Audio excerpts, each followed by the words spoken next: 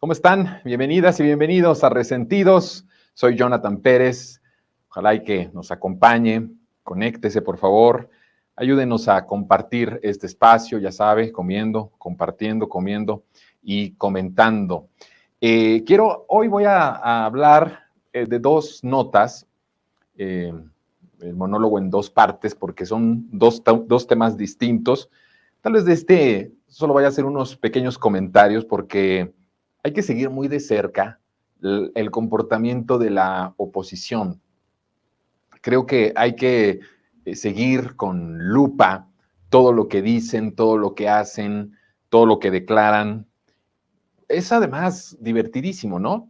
El poder ver cómo lo que yo les decía justamente el miércoles, cuando les hablaba de que esta transformación tan profunda, tan real que estamos viviendo en el país ha traído como consecuencia que los apellidos, los nombres y los apellidos que ya conocemos, porque son apellidos y nombres de antaño, de una política muy rancia de hace mucho tiempo, se empiece también esta parte de ya no es viable que esos nombres y esos apellidos puedan tener una representación popular o que la gente pueda votar por ellos por alguna virtud o por alguna propuesta. Están descalificados completamente. Si usted revisa el perfil de cada una de estas personas, de los que hoy están en la llamada oposición, vemos que está agotado.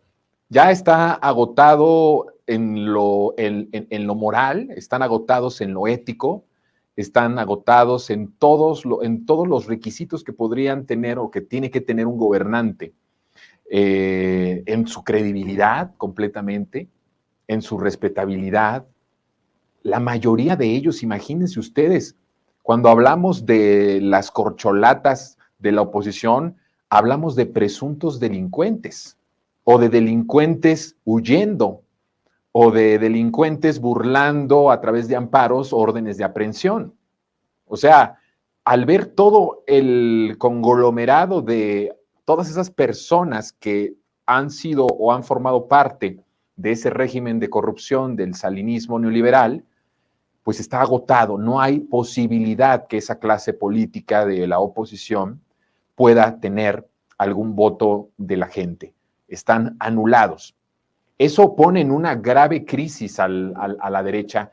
Creo que la derecha mexicana, lo digo con mucha responsabilidad, está pasando por una de sus peores etapas desde que existe en nuestro país.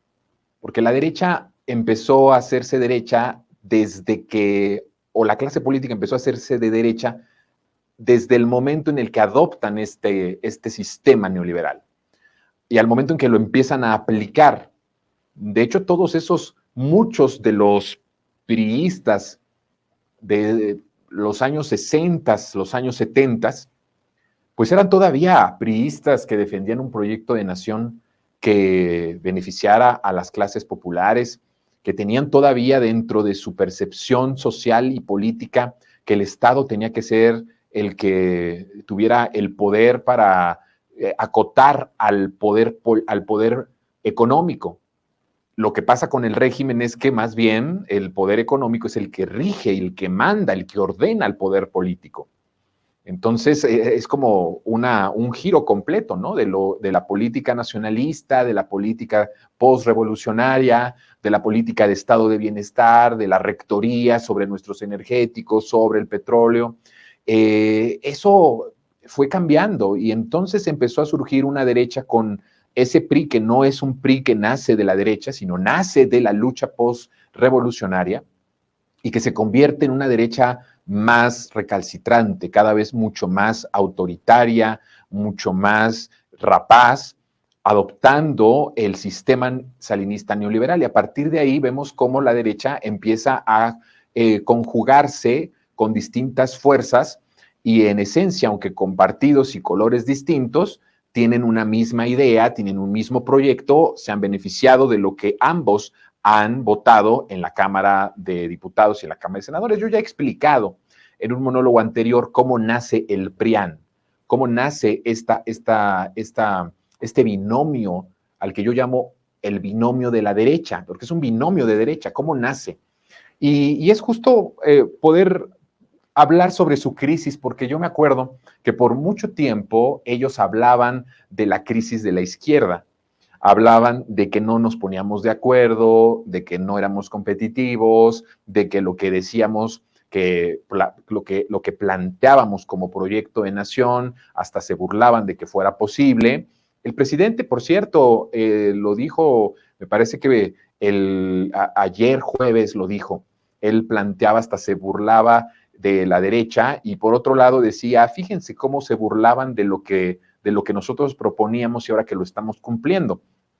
Creo que entonces, bajo ese contexto, es muy bueno, querida audiencia resentida, el poder también nosotros hablar de su proceso, porque es un proceso bien difícil, es el momento más crítico de la derecha mexicana. Nunca, escuchen lo que voy a decir, nunca en la historia del país había habido un momento histórico como el que estamos viviendo, en donde haya un peligro real de que la derecha no tenga viabilidad política en el país. Eso trae consecuencias. Vamos a hablar de las posibles consecuencias cuando la derecha agota la vía política. Porque aún con toda su antidemocracia, con todo lo impertinentes, con todo lo autoritarios, con todos los neofascistas que son, están por la vía institucional y por la vía política todavía. Cuando se agota esto, trae ciertas consecuencias. De esas consecuencias vamos a hablar la siguiente semana. Cuando se agota el espectro político de la derecha, ¿qué es lo que hace? Vamos